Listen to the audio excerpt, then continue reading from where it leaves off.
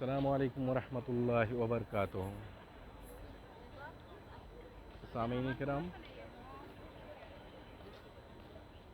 یہ خانہ کعبہ کا بیک سائڈ یعنی باب السلام سے باہر نکلتے ہیں، وہ جو جگہ ہے یہ مروہ ہے، یہ جو جگہ ہے یہ صفا ہے، درمیان میں یہاں پہ باب السلام ہوتا تھا۔ نبی صلی اللہ علیہ وسلم سب سے زیادہ حرم میں اگر داخل خانہ کعبہ میں داخل ہوتے تھے تو باب السلام سے۔ اب میں آپ لوگوں کو جو ہے ذرا آپ لوگ چینل کو سبسکرائب کریں، لائک کریں اور شیئر کریں۔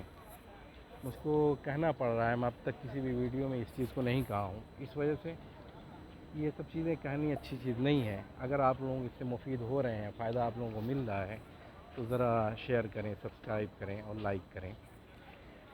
اب میں لے کر کے چل رہا ہوں، بڑے غور سے اس چیز کو دیکھیے گا۔ یہ کیا ہے؟ یہ صفا۔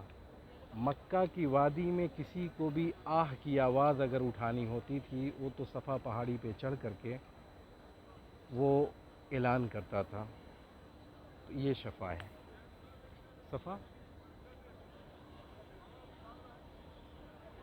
اور وہ مروہ ہے۔ اب میں آ رہا ہوں، یہاں پہ ابو جہل کا مکان ہے، یہاں پہ حمام بنا ہوا ہے، تو اتنی ٹائم مجھ کو وہاں پہ جانا پڑ ہوا ہے۔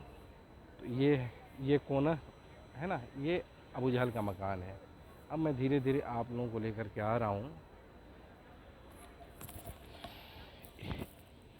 یہ جو مکان ہے یہ نبی صلی اللہ علیہ وسلم کا مسکن ہے۔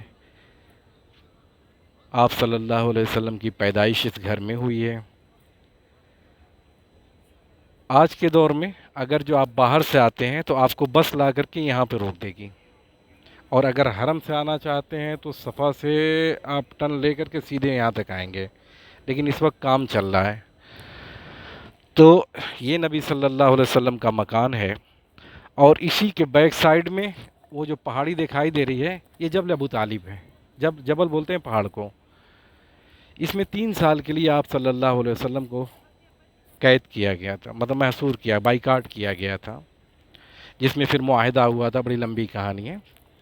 تو آپ صلی اللہ علیہ وسلم کا مکان جائے پیدائش یہ ہے، اور آپ صلی اللہ علیہ وسلم سے یہاں جب بھی نکلتے تھے تو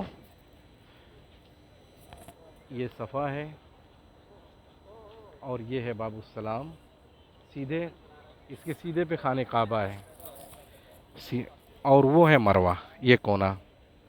تو یہ چیز ہے، اور آپ لوگ جو ہے انشاءاللہ تعالیٰ اگلے ویڈیو میں ہو سکتا ہے کہ میں ماں حلیمہ، دائی حلیمہ کی قبر کی زیارت کرواؤں، اور کچھ طائف کی میں زیارت کرواؤں انشاءاللہ تعالیٰ اگلے ویڈیو میں۔ اور دعا کریں کہ میں مدینہ بھی جاؤں اور مدینہ سے کچھ آپ لوگوں کے لیے زیارت کی چیزیں بھیجوں۔ انشاءاللہ پھر ملاقات ہوگی۔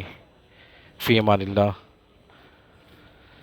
آپ کا ساتھی، آپ کا دوست عبد الرحمن۔